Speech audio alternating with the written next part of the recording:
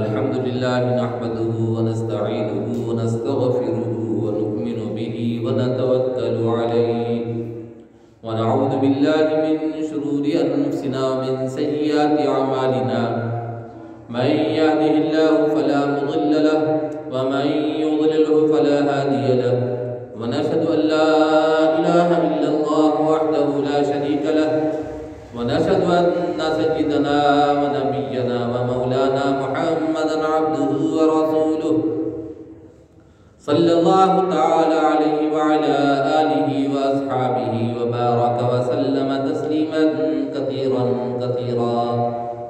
أما بعد فأعوذ بالله من الشيطان الرجيم بسم الله الرحمن الرحيم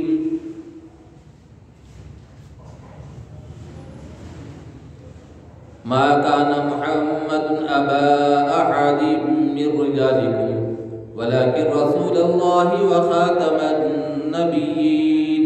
وكان الله بكل شيء عليما وقال تعالى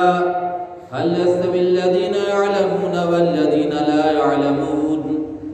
صدق الله العظيم. قابل احترام بزرگوں اور دوستوں، بھائیوں اور پردہ نشین ماں اور بہنوں، اللہ رب العزت نے ہم کو اپنے کرم سے مسلمان بنایا اور مسلمان بنانے کے ساتھ ساتھ آخری پیغمبر خاتم النبیین والمرسلین کے نبیوں اور رسولوں کے سلسلے کو ختم کرنے والے جو نبی ہیں، آخری نبی ہے، ان کا امتی بنا کر ہم کو پیدا فرمایا. پہلے جو انبیاء کرام علیہم السلام تشریف لاتے تھے،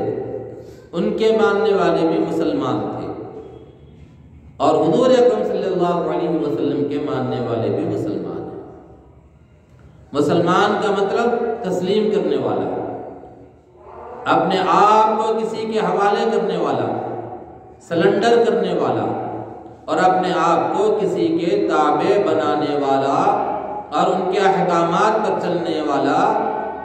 متبع جو ہوتا ہے، اتباع کرنے والا، اس کو کہتے ہیں مسلمان. لفظ مسلم کے معنی یہی آتے ہیں کہ سر تسلیم خم کر دینا، اپنے آپ کو کسی کے سامنے جھکا دینا، اپنے آپ کو کسی کے سامنے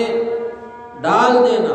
اور ان کے حوالے کر دینا، اس کو کہا جاتا ہے مسلمان. تو نبی اکرم صلی اللہ علیہ وسلم نے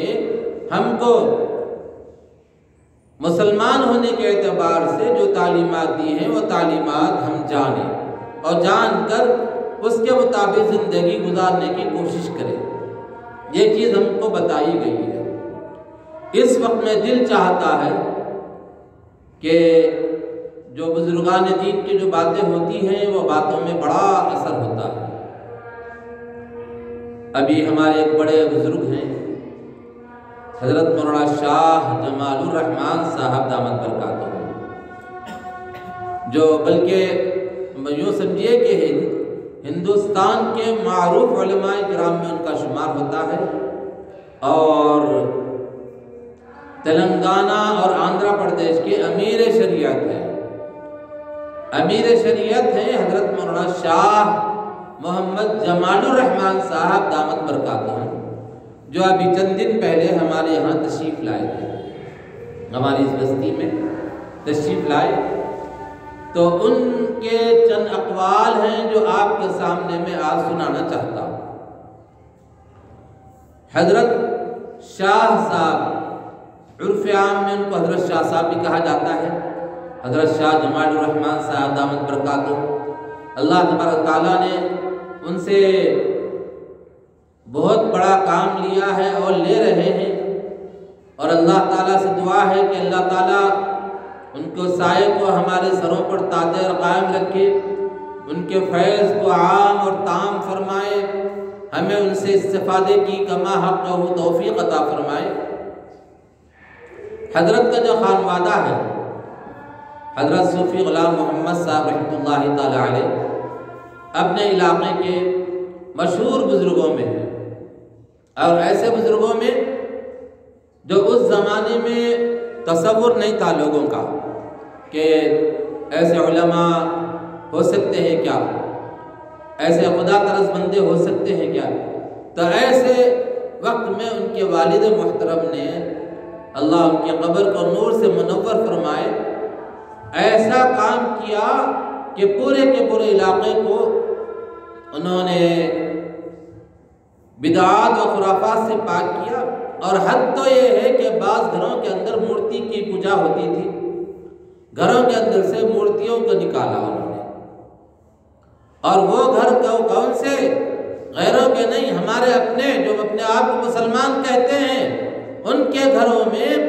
پوجا ہوا کرتی تھی مورتی کی۔ تو حضرت نے بڑی حکمت سے اور بڑی مصلحت سے حضرت نے وہاں سے ان کی مورتیوں کو نکالا، اور پھر نکال کر وہاں سے کیا کیا؟ اسلام کا گہوارہ اس گھر کو بنایا، اور ہر آدمی کے پاس اپنے اپنے حساب سے انہوں نے تبلیغ فرمائی، اور ایسی تبلیغ فرمائی جس کا اندازہ نہیں کر سکتے۔ کہ ایک واقعہ ہمارے بہن بھائی صاحب رشتے کے ہیں، وہ فرماتے ہیں، بتاتے ہیں کہ جب ایک علاقے کے اندر جو رہتے تھے وہاں پر ایک بہت بڑے پہلوان تھے، پہلوان جو تھے تو ان سے مقابلے کی نوبت آئی، تو حضرت نے ان سے مقابلہ بھی کیا،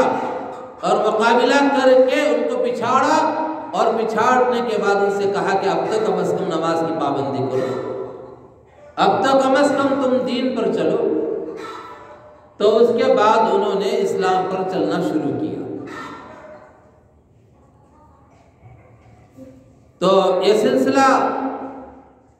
حضرت کی تبلیغ کا چلتا رہا۔ انہی کے لڑکوں میں سے ماشاءاللہ 4 لڑکے جو اس وقت میں سارے دکن پر چھائے ہوئے ہیں، اللہ تعالیٰ ان سے کام لے رہا ہے۔ حضرت مولانا شاہ جمال الرحمن صاحب دامت برکاتہم، حضرت مولانا شاہ جمال الرحمن صاحب دامت برکاتہم، مفتی نوال الرحمن صاحب دامت برکاتہم، اور پھر حضرت مولانا جلال الرحمن صاحب دامت برکاتہم، یہ 4 لڑکے، اور ماشاءاللہ خوب دین کا کام اللہ تعالیٰ ان سے لے رہا ہے۔ اور یہاں پر جب ایک موقع پر حضرت مولانا شاہ مفتی نوال الرحمن صاحب دامت برکاتہم تشریف لائے تھے، تو انہوں نے فرمایا تھا کہ تجربہ یہ ہے کہ کوئی کام بدعات کا ہو، خرافات جو پھیلی ہوئی ہیں اس کو دور کرنے میں ایک لمبا عرصہ لگتا ہے، یہ فرمایا۔ اتنا آسان نہیں ہے کہ جلد سے جلد وہ چیز ختم ہو جائے۔ اور اس وقت میں جب شاہ جمال الرحمن صاحب ہمارے اس مدرسے کے اندر بارہا تشریف لائے، ایک مرتبہ تشریف لائے، یہاں پر ایک میٹنگ تھی، میٹنگ میں آنے میں دیر ہوئی، جمعہ کا دن تھا، تو جب حضرت آئے تو حضرت نے از خود فرمایا کہ مجھے آنے میں دیر اس وجہ سے ہوئی کہ لوگ کچھ مجھ سے مسائل پوچھ رہے تھے۔ پھر حضرت نے فرمایا کہ مسائل پوچھنے والا جو کام ہے عوام کو چاہیے کہ گھروں میں آ کر پوچھے، ہمارے گھروں کے پاس آ کر، پھر مدارس میں جا کر پوچھے، جہاں پر جو عالم رہتا ہے ان کے پاس جا کر پوچھے، راستے میں جہاں ملے وہاں پوچھ لیے، یہ ادب کے خلاف ہے۔ تو اس وقت میں حضرت نے فرمایا کہ میں ملا بلی سے جب نکل رہا تھا تو لوگ مجھ سے مسائل پوچھ رہے تھے، تو میں نے ان کو مسائل بتائے، اس وجہ سے آنے میں دیر ہوئی۔ پھر فرمایا کہ دیکھو ان کا کام تو یہ ہے کہ اپنے علاقے سے چل کر جہاں پر لوگ رہتے ہیں وہاں پر جا کر مسائل پوچھے، لیکن دل میں خیال آیا کہ کم از کم پوچھ تو رہے ہیں، اگر نہیں پوچھیں گے تو کیا کریں گے، اس لیے میں بتا دیا۔ یہ اللہ والے جو ہوتے ہیں علماء کرام بڑے رحم دل ہوتے ہیں، امت کے لیے ہر چیز قربان کرنے کے لیے تیار رہتے ہیں، اور کوشش ان کی یہ ہوتی ہے کہ سامنے والے کچھ مجھ سے حاصل کر لیں، کوئی مال و متاع تو نہیں، سونا چاندی تو نہیں دے سکتے، روپیہ پیسہ تو نہیں ملے گا، لیکن ان کے پاس جو علم ہے وہ علم دوسروں تک پہنچے، عمل کرنے والے بنے، یہی ان کی کوشش ہوتی ہے۔ تو حضرت نے فرمایا کہ لوگ کم از کم پوچھ تو رہے ہیں، اس لیے میں نے ان کو مسائل بتا دیا۔ یہ حضرت شاہ جمال الرحمن صاحب دامت برکاتہ ان کا قول ہے۔ ایک مرتبہ ہمارے یہاں تشریف لائے تھے، تو جلسہ تھا یہاں پر، مدرسے کے قریب میں ہی جلسہ رکھا گیا تھا۔ تو اس وقت میں حضرت نے ایک بات فرمائی تھی، وہ مجھے بار بار یاد آتی ہے۔ لوگوں کی طاقت کو دیکھ کر ڈرتے ہیں، اور سپر پاور ہے فلاں ملک، اس کو دیکھ کر ڈر رہے ہیں۔ فلاں ملک کے بارے میں کہا کہ یہ ملک ایسا ہے کہ وہاں پر اتنا ٹیکنالوجی ہے، اور ان کے پاس ایسا ہتھیار ہے جو ساری دنیا کو تباہ برباد کر سکتا ہے۔ لوگ اس کو دیکھ کر ڈر جاتے ہیں۔ تو حضرت نے اس وقت میں فرمایا تھا مثال دے کر، دیکھو یہ بڑی بڑی جو طاقتیں ہیں نا، ہم کو دکھ رہی ہیں بڑی، لیکن وہ اللہ کی نظر میں کوئی بڑی نہیں ہے۔ مکڑی کے جالے سے بھی کمزور ہے وہ طاقتیں، مکڑی کے جالے سے بھی اللہ کی طاقت کے سامنے کمزور ہے۔ پھر فرمایا کہ دیکھو بعض چیزیں دکھتی ہیں لیکن ہوتی نہیں، بعض چیزیں نظر آتی ہیں لیکن ہوتی نہیں۔ تو حضرت نے مثال دے کر فرمایا کہ دیکھو کنویں میں جھانک کر دیکھو، ہمارے یہاں باولی کہتے ہیں نا، باولی میں جھانک کر دیکھو، 12 بجے کے ٹائم پر سورج دکھتا ہے اس میں، لیکن باولی میں سورج ہوتا نہیں ہے۔ کنویں میں جھانک کر دیکھو، چاند نظر آتا ہے لیکن رہتا نہیں چاند۔ پھر حضرت نے فرمایا ایک پیالے میں پانی لے لو، نیچے رکھو، اس میں جھانک کر دیکھو تو تم کو چاند نظر آئے گا، سورج نظر آئے گا، لیکن پیالے میں ہوتا نہیں۔ فرمایا یعنی کیسی پیاری مثال آپ نے دی، اور ایسے ہی بہت سی مثالیں آپ نے دی، اور سمجھانے کا بڑا پیارا انداز ہے۔ اس وقت میں بفنگ سسٹم چل رہا ہے، دیکھیے ہمارے پاس کھانے پینے کے معاملے میں، کہ جو آدمی کہیں پر بھی کھانے کے لیے گیا تو اس میں سے ایک چیز اٹھا لیا، ایک جگہ سے سموسہ اٹھایا، اور ایک جگہ سے کھیرا اٹھایا، ایک جگہ سے حلیم اٹھا لیا، ایک جگہ سے بریانی پلیٹ میں ڈال لیا، اور فلاں چیز ادھر ادھر ساری چیزیں رکھی ہوئی ہے،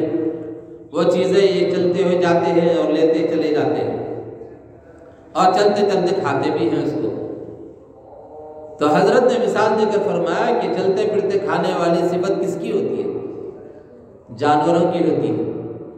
اب کبھی جانور کو دیکھیں، اس کو کھلا چھوڑنے کے بعد میں ایک جگہ کھا رہا ہو، نہیں کھاتا ایک جگہ، ادھر گیا تھوڑا کھایا، وہاں سے ہٹا دوسری طرف گیا وہاں تھوڑا کھایا، وہاں گیا جب اس کا دل بولا کہ بس مجھے زیادہ اب نہیں چاہیے، پھر وہاں سے اور آگے بڑھا، آگے بڑھ کر وہاں سے کھا لیا، اور اس طرح سے چرتا ہو جاتا ہے وہ، اور جا کر کھاتا ہے وہ۔ ویسے ہی ہمارا نظام بھی ویسے ہی بن گیا ہے، چلتے پھرتے کھا رہے، جو بھی ہو منہ میں ڈال لے رہے، کھاتے چلے جا رہے، اور اس میں مالدار بھی ہے، غریب بھی ہے، امیر بھی ہے، فقیر بھی ہے، سارے لوگ ویسے ہی کھا رہے۔ اللہ کے رسول صلی اللہ علیہ وسلم نے ہم کو جو طریقہ بتایا، وہ طریقہ یہ بتایا کہ بیٹھ کر کھاؤ، دسترخوان بچھا کر کھاؤ، ایسا بیٹھو جیسا غلام بیٹھتا ہے۔ اس کے 3 طریقے ہیں۔ ایک طریقہ تو یہ ہے کہ ایک پیر بایاں پیر بچھا دو، سیدھا پیر اٹھاؤ، ایک طریقہ یہ۔ دوسرا طریقہ یہ ہے کہ جیسے نماز میں بیٹھتے ہیں کہ دونوں پیر نیچے بچھا لو، ویسا بیٹھ کر کھاؤ۔ اور تیسرا طریقہ یہ ہے کہ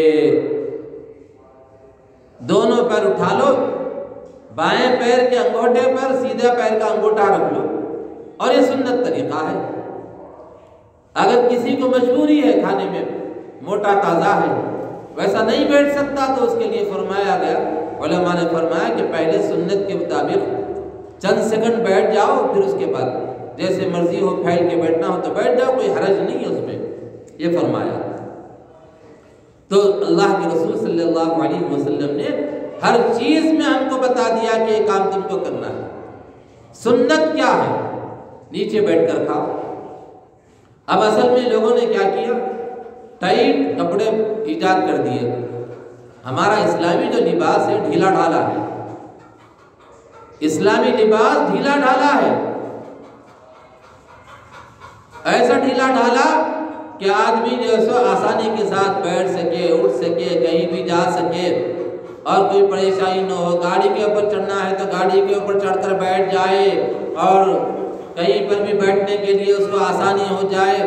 کہیں اوپر چڑھنا ہے تو اس کے لیے آسانی ہو جائے۔ یہ طریقہ ہے اس کے اندر، اس میں سہولت ہے۔ لیکن ان انگریزوں نے اور ان یہودیوں نے ایسے کپڑے ایجاد کر دیے جو کہ سخت ہیں، ٹائٹ ہیں، ایسے ٹائٹ ہے اگر جھک گئے تو پھٹ جائیں، اور ایسے ٹائٹ کے پیر نہیں موڑ سکتے، کھڑے نہیں ہو سکتے، بیٹھ نہیں سکتے آسانی سے۔ تو انہوں نے کیا کیا، ایک چیز تو بتا دی ان کو کہ بھئی ٹائٹ کپڑے پہنو، اور اس کے بعد کیا ان کے اس کے حساب سے ٹیبل لگا دیا، اونچا ٹیبل، اس پہ بیٹھ کے کھاؤ۔ یعنی ایک سنت چھڑا دی ہے، پھر دوسری سنت چھڑائے،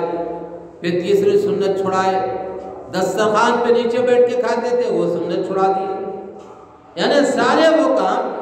جو نبی اکرم صلی اللہ علیہ وسلم کے بتائے ہوئے تھے، نبی رحمت صلی اللہ علیہ وسلم کے بتائے ہوئے طریقے کو آہستہ آہستہ چھوڑانا شروع کیا، تو لوگ اس کو ہمارے مسلمان چھوڑتے چلے گئے اور فخر سے کہہ بھی رہے ہیں کہ یہ طریقہ اچھا ہے۔ آپ دیکھیے کوئی مکان بناتا ہے تو مکان کے اندر آپ انجینئر کے پاس چلے آئیے، آپ مکان بنانے والے کے پاس، تو ان پہلے سے بتا دے گا یہاں ڈائننگ ٹیبل رکھو، یہ نہیں بتائے گا کہ یہاں دسترخوان بچھا کے کھانا کھاؤ، نہیں بتائے گا۔ وہ پہلے سے کہہ دے گا کہ ڈائننگ ٹیبل ہونا چاہیے۔ یعنی اس کی ذہن سازی بھی وہی کی گئی ہے کہ مکان کسی کا بنا تو ایسا بنا۔ کوئی بھی یہ نہیں کہتا کہ نماز کا حال گھر کے اندر رکھو، بچے نماز پڑھیں، ہمیشہ وہاں پر مصلی بچھا کے رکھو تاکہ بچے دیکھیں تو سمجھے کہ ہمارے ابو امی، ہمارے رشتہ دار بھائی بہنیں یہاں نماز پڑھتے ہیں، نماز پڑھنے کی جگہ ہے۔ یہ چیز ان کو نہیں معلوم ہونا، اس لیے کیا کرتے وہ نماز کا حال رکھتے ہی نہیں۔ ہمارے حضرت قاری امیر حسن صاحب نور اللہ مرقدہ فرمایا کرتے تھے کہ دیکھو جب تم اتنا پیسہ خرچ کرتے ہو، اتنا روپیہ خرچ کرتے ہو، لاکھوں روپیہ خرچ کرتے ہو، تو گھر کے اندر ایک کمرہ نماز کے لیے نہیں بنا سکتے، نماز حال نہیں بنا سکتے؟ کر سکتے ہیں لیکن دل میں ہونا چاہیے۔ نماز 5 وقت ہے فرض، مرد حضرات کے لیے مسجد میں حاضری اور عورتوں کے لیے گھروں میں پڑھ لے سکتے ہیں۔ تو اس کمرے میں جا کے حقیقت قرآن شریف بھی رکھ دیے، جا کے قرآن پڑھ لیتے بیٹھے، سب سو رہے وہاں جا کے قرآن پڑھ لیتے بیٹھ گئے۔ کسی کو سمجھ میں آیا ذکر کرنا ہے تو کمرے میں جا کے ذکر کر لیے، چھوٹا ہی کمرہ کیوں نہ ہو، ایسا بنانا چاہیے اور تاکہ لوگوں کو معلوم ہو، بعد میں جو بچے آتے ہیں ان کو بھی پتا چلے۔ عاقل صاحب رحمۃ اللہ تعالی علیہ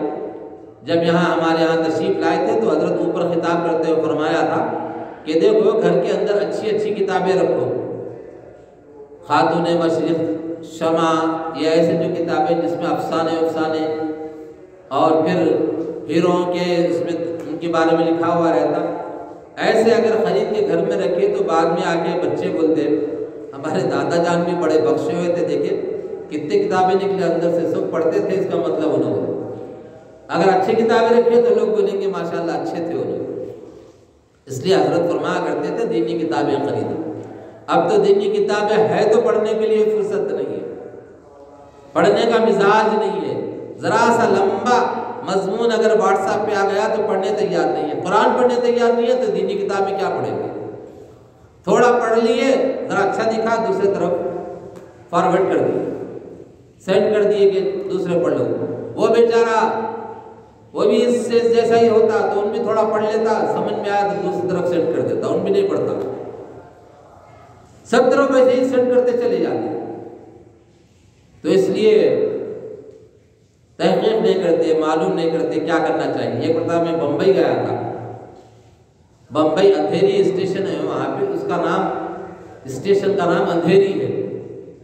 کیسے کیسے نام لوگ رکھتے ہیں دیکھیے آپ، اجالا، اندھیرا، اندھیری۔ تو اسٹیشن اندھیری پہ ہم اترے، باہر نکل کے جا رہے، ایک آدمی کو لوگ پٹائی کر رہے اس کے۔ جب پٹائی کرنے لگے تو ایک مارا، دو مارا، تین مارا، سب مارتے جا رہے اس کو۔ ایک آدمی ادھر سے آ رہا تھا تو میری نظر اس پہ پڑی، وہ بھی آیا اور آگے مار کے وہاں سے آ گیا، تو میں اس کو پکڑ کے بولا کہیں مارے صاحب؟ تو ان بولا صاحب سب مار رہے تو میں بھی مارا ہوں،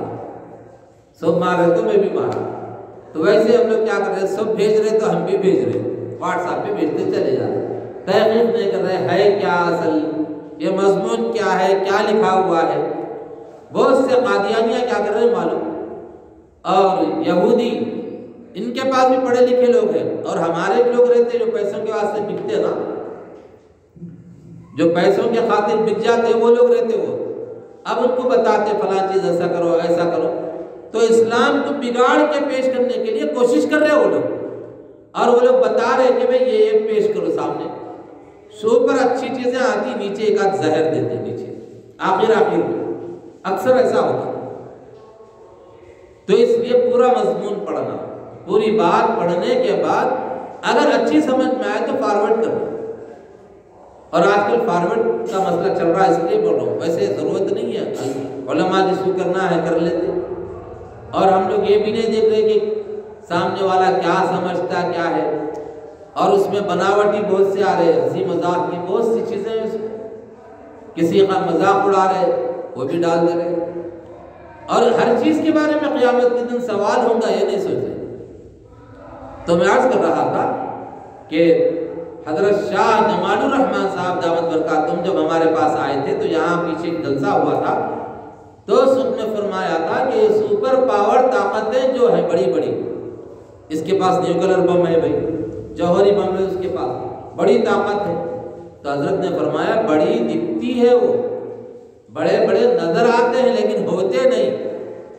پھر مثال دے کر فرمایا کہ باولی میں کنویں میں جھانک کے دیکھو، اس میں سورج نظر آتا ہے لیکن ہوتا نہیں، باولی میں جھک کے دیکھو چاند نظر آتا ہے مگر ہوتا نہیں۔ پھر آپ نے فرمایا پیالہ لو، کٹورا لو، کٹورا لے کے سامنے رکھو، رکھ کے کیا کرو اس میں پانی ڈال دو اور جھک کے دیکھو سورج دکھتا، پھر بولے کہ دکھتا مگر رہتا نہیں۔ یہ بڑی بڑی طاقتیں ہے، دکھ رہی لیکن اصل میں نہیں ہے، یہ اللہ کی طاقت کے سامنے اس کی حیثیت مکڑی کے جالے کے برابر بھی نہیں ہے۔ اس لیے دوست اور بزرگوں، ہم کو چاہیے کہ اسلام کی مکمل پیروی کرے اور نبی اکرم صلی اللہ علیہ وسلم کی کامل اتباع کرے، اور یہ بڑی بڑی طاقتیں جو ہم کو ڈرانا چاہتی ہیں ان سے نہ ڈرے، اللہ سے ڈرے، اور اللہ سے ڈریں گے تو دنیا سے ڈرنا ہم چھوڑ دیں گے۔ صحابہ جب اللہ سے ڈرنا شروع کر دیے تو ساری دنیا کا خوف ان کے دل سے چلا گیا۔ اس لیے محترم بزرگوں دوستو، آپ سے میری گزارش ہے کہ حضور اکرم صلی اللہ علیہ وسلم کی اتباع کرنے کی دھیرے دھیرے کوشش کرے، اور کرتے کرتے کامل متبع ہم بن جائیں گے انشاءاللہ۔ اللہ تعالیٰ سے دعا ہے کہ کہنے والے کو کہنے سے زیادہ، سننے والوں کو سننے سے زیادہ عمل کا توفیق عطا فرمائے۔ وآخر دعوانا الحمدللہ رب العالمین۔